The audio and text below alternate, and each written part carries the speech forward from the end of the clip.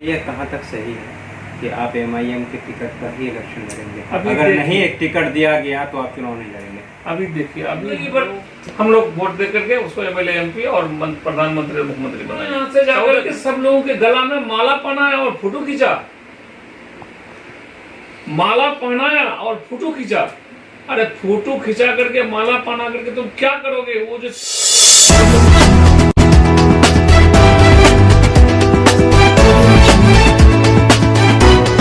Seemanchal express में आप सभी का बहुत बहुत स्वागत है। मैं IAS आरजू।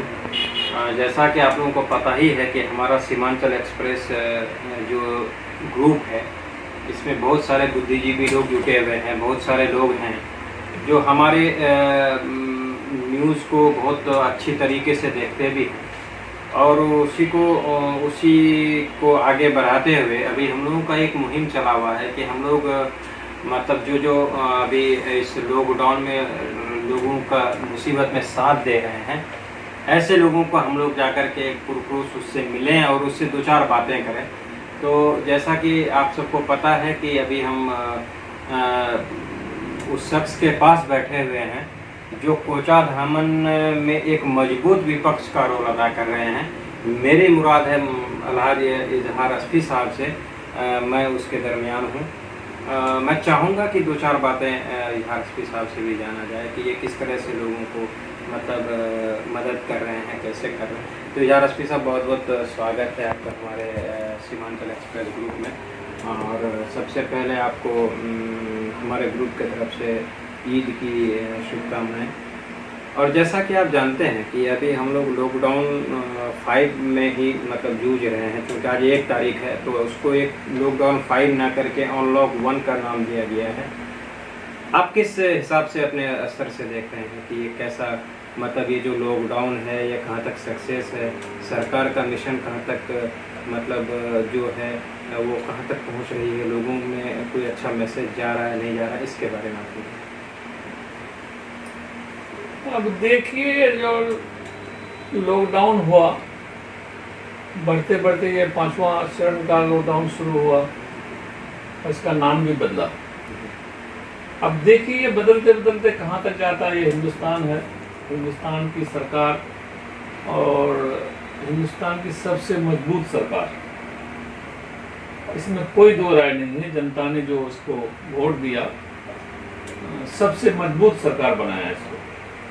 उसके बरक्स जो काम हो रहा है, जो भेदभाव हो रहा है, हिंदुस्तान की सरकार को इस भेदभाव पर इतना आसानी से उतर जाए कि हम लोगों के समझ से पड़े। बहुत जल्द ये अपने काम को आगे बढ़ाया, काम हो नहीं हो, लेकिन सबसे ज़्यादा ये मीडिया फोकस करके मुंह का बोली से ये विकास को दिखाने के बारे में ये ऐलान करता है और धरातल में कहीं पर कुछ नज़र नहीं आता है। आज देख लीजिए भाई, अभी जो ये लॉकडाउन हुआ, लॉकडाउन में कोरोना वायरस के लिए बहुत अच्छा मुहिम निकला है कि एक ही व्यवस्था है लॉकडाउन। लेकिन लॉकडाउन में आने के बाद लोगों के साथ में जो ये हिंदुस्तान की सरकार और हमारे बिहार की सरकार जो सौतेलापन व्यवहार किया है, उस सौतेलापन से भी आगे अगर नाम दिया जाए तो कम नहीं। ये हमारे बच्चों के साथ में, हमारे बाहर में रहने वाले भाइयों के साथ में एक तरह का ये यूँ कहिए कि किसी जन्म का ये बदला ले रहा है सरकार। हमारे लोगों को जो है जिसको परेशानी में डालता है। और क्वारंटीन सेंटर जो बना है, ये नया मिसाल है। ये हम लोग विदेश का और दूसरे जगह का भी क्वारंटीन सेंटर हम लोग देखे हैं और बहुत अच्छा से देखे हैं, बहुत नज़दीकी से देखे हैं हम लोग कि वहाँ पर एक एक बेड पर एक एक आदमी रहता है। और हम कई मरतबा हम लोग देखे हैं इसमें कि एक गाड़ी है, एक ट्रक है, एक बस है, प्लस अभी इस क्वारंटीन सेंटर में जो सामान मिलना चाहिए, जो सुविधा मिलना चाहिए, वो सुविधा सिर्फ मुखजुबानी है। एक क्वारंटाइन सेंटर में एक चीज़ देखा जा रहा है, सरकार की तरफ से बहुत बड़े बड़े दावे किए जा रहे हैं कि हमने ये काम किया, हमने ये दिया, हमने वो दिया, लेकिन आप ही के कोचाधामन से ही नहीं बल्कि पूरे किशनगंज से ही मतलब हर जगह से क्वारंटाइन सेंटर का कहीं कहीं शिकायत आ रहा है कि हमें सही वक्त पर सही समय पर मतलब खाने नहीं दिया जा रहे हैं, हमें कहीं कीड़ा वाला खाना नसीब हो रहा है। तो आपको नहीं लगता है कि सरकार का जो एक मिशन है कि क्वारंटाइन सेंटर में जो सरकार अभी वो कर रही है, बहुत बड़े बड़े दावे कर रहे हैं कि हमने बहुत अच्छा से क्वारंटाइन सेंटर चलाने का काम किया है और कर रहे हैं, लेकिन कहीं आपको नहीं लगता कि ये सिर्फ हवा ही है, ज़मीनी स्तर में कुछ और दिखाया जा रहा है? नहीं, क्वारंटाइन सेंटर तो बिल्कुल चौपट हो गया है। तो 100 क्या 200% सरकार फेल है और उसी हिसाब से सारा क्वारंटाइन फेल है। कहीं पर भी एक आदमी अगर कह दे कि हम क्वारंटाइन सेंटर में हैं और बाजाबते साथ अपना जिंदगी को 14 दिन बिताते हैं, तो हम आप जो कहिए हम मानने के लिए तैयार है। उसका तो प्रूफ है, गवाह है। कुछ भी सेंटर में नहीं उपलब्ध हो रहा है। आज आदमी को लाके रखा तो कई दिन बाद हमारे एमएलए साहब वहां पर मांस बांटने जाते हैं। कोचाधामन एमएलए मांस बांटने के लिए जाते हैं। उसके बाद कई दिन बाद कुछ लोग के कहने पर, फोन फान होने पर, उसमें जो है वो क्या कहता है उसको, बाल्टी पहुंचाता है, मच्छरदानी पहुंचाता है कुछ दिन बाद। तो ये तो सरकार के मेनू में लिखा हुआ है ना कि सारा मेनू कागज पत्तर में लिखा हुआ है।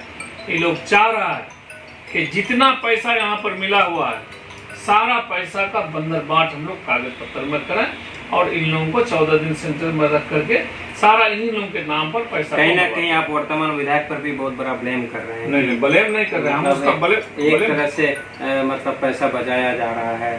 तो आपको नहीं लगता है कि मतलब जो मेनू आया हुआ उसी के मुताबिक काम?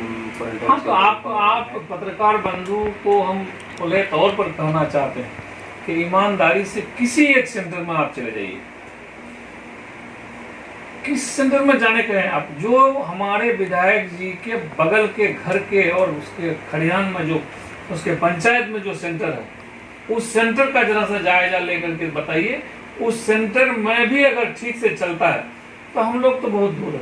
हम लोग क्या जो भी चलता है हम लोग मान जाएंगे, कह देंगे कि हमारे एमएलए साहब भी बहुत अच्छा सेंटर चलाते हैं, हमारे बिहार सरकार भी बहुत अच्छा चलाते हैं और हमारे सेंट्रल सरकार जो है वो सारा बढ़िया चलाते हैं सेंटर। अब एक सेंटर को बता दीजिए, किसी एक सेंटर को। अच्छा, आप थोड़ा सा हट के बात कर लेते हैं। आने वाला विधानसभा चुनाव है, बहुत सारे लोग बोल रहे हैं कि MIM की तरफ से इजहार एसपी साहब भी चुनाव मैदान में अपना मतलब नॉमिनेशन कराएंगे, तो ये कहाँ तक सही है कि आप MIM के टिकट पर ही इलेक्शन लड़ेंगे? अगर नहीं एक टिकट दिया गया तो आप चुनाव नहीं लड़ेंगे? अभी देखिए, अभी हम लोग बिहार हिंदुस्तानी सिर्फ नहीं, पूरा दुनिया जल रहा है। कोरोना वायरस को देखते हुए हम लोग लोगों का खिदमत करते हैं, शुरू से भी करते थे। अभी कोरोना वाला महामारी जो आया उसमें भी हम लोग जबरदस्त तौर पर किए हैं। रही बात इलेक्शन का, इलेक्शन के बारे में अभी हम लोग सोचे कहाँ को। इलेक्शन तो पार्टी आला कमान जिसको टिकट देगी वो इलेक्शन लड़ेंगे। मतलब जिसको टिकट देगी आप उसका साथ ईमानदारी के साथ देंगे। चलिए, तो एक बात हो गई। और दूसरी बात यह है कि कई लोगों के बीच से भी ये बात आ रही है कि इजहार एसपी साहब को अगर टिकट ना भी दे तो वो निर्दलीय इलेक्शन लड़ेंगे, क्योंकि लोगों को जितना खिदमत अंजाम दे रहे हैं इसका तो कुछ मतलब वो होना चाहिए। तो ये कहाँ तक सही है? अर्जुन साहब, मैं आपको पहले ही बता दिया कि अभी मैं इलेक्शन के बारे में कुछ न सोचा हूँ न तो आपको बता पाऊंगा। पहले जो हमारा फर्ज है, लोगों में जो परेशानी है, हम उस परेशानी के उस दुख में हम अपना कंधा से कंधा मिला के चलने का काम करते हैं। और इलेक्शन तो बाद की बात है। इलेक्शन तो जिसको जो लोग चाहेगा लाएगा, जिसको जो चाहेगा वोट देगा, जिसको जो चाहेगा उसको गद्दी में बैठाएगा। अभी जो लोग गद्दी में बैठे हुए हैं वो गद्दीधारियों को मैं बता देना चाहता हूँ कि वो लोग इस तरह की काम को अंजाम जो दे रहे हैं आपको बता नहीं सकते। एक भी सिंगल % आदमी किसी काम से खुश नहीं है। खाली विकास, खाली विकास। कहाँ विकास? विकास महोदय कहीं पर ताड़ी खाना में बैठ करके गप कर रहा है, कि विकास महोदय कहीं पर पुल पर बैठ करके रात में मोबाइल मतलब कहीं ना कहीं विकास गुम हो गया है। आप बता दीजिए किसी एक रोड में कि हम लोग गाड़ी पर चलते हैं, हमारी गाड़ी का स्पीड 140 होनी चाहिए और सिर्फ 40 के स्पीड में हम लोग गाड़ी पर चलते हैं। आप एक भी रोड को बता दीजिए कि कम से कम 10 किलोमीटर रोड ठीक है, बता दीजिए जरा सा। जो रोड 10 दिन पहले भी बना है, 10 दिन नहीं बीता है अभी, उस 10 दिन के अंदर अंदर उस रोड का हालत खराब है। अब कहीं पर भी हम बोलते हैं, अभी कहीं पर कटाव का काम चल रहा है बिन मौसम का, और वो कटाव में इलेक्शन में जो पैसा का कोई लेखा जोखा नहीं होता है, इलेक्शन के पैसा का कोई लेखा जोखा नहीं होता, वही कटाव के पैसा का कोई लेखा जोखा नहीं होता है। इसी को सिस्टम बना करके हमारे यहाँ पर चलता है कि क्वारंटीन सेंटर में जो खर्च आता है इसका भी कोई ऑडिट नहीं होने वाला, इसका भी कोई खर्च नहीं होने वाला, दिखाने वाला, उसी हिसाब से चलता है। बस सवाल सर, प्रवासी मजदूर भाई लोग हमारे घर आ रहे हैं, आप उसको कौन सा और कैसा मैसेज देना चाहेंगे? उसको मैसेज तो सबसे पहले वो लोग घर आ जाए, और घर आने के बाद अपना एहतियात करे वो 14 दिन का, चाहे वो क्वारंटीन सेंटर में हो या जो होम क्वारंटीन में हो। मैं उन लोगों से यही बात कहना चाहता हूँ कि आप लोगों ने जितना ये गिदर भभकी में बिहार सरकार का प्रति इतना आप लोग कुर्बानी दे करके घर आए हैं। देखिए एक बात मैं बता दूं स्पष्ट आपको, एक आदमी का लाइफ 15 से 20 साल होता है, उससे बेसी नहीं होता। अपने पैर में खड़ा होने के बाद 15 से 20 साल ही उसका लाइफ होता है, और उतना काम, उतना चीज यहाँ के जनता हमारे मुख्यमंत्री बिहार जनाब नीतीश कुमार को दिया। 15 साल से वो सरकार में है, और 15 साल में एक भी कोई कल कारखाना अगर खोल देता तो ये जो आदमी हमारे प्रवासी बन गए हैं, यहाँ बिहार से चल करके दिल्ली, मेरठ, पंजाब, लुधियाना, हरियाणा और कश्मीर के तराई तक जो है अपना वो जॉब करते हैं, नौकरी करते हैं, काम करते हैं, मेहनत मजदूरी करते हैं, इसका नौबत नहीं आता। लेकिन इन्होंने कुछ भी नहीं किया हमारे यहाँ के लोगों के लिए, हमारे यहाँ के बच्चों के लिए, हमारे यहाँ के किसी तरह का कोई फायदा नहीं पहुंचा है। अब सरकार तो बोल रही है ना कि हम अब निवेश करने वाले हैं यहीं पर, अब तो सदियों से बोलते आ रहे हैं ये कर देंगे वो कर देंगे, लेकिन कितना कर रहा है। सीधी सी बात भाई, आप लोगों को अगर यकीन होता है हमारे मुख्यमंत्री जी के बात पर और मुख्यमंत्री जी के एमएलए एमपी पर, तो बहुत अच्छी बात है, आप लोग यकीन कीजिए।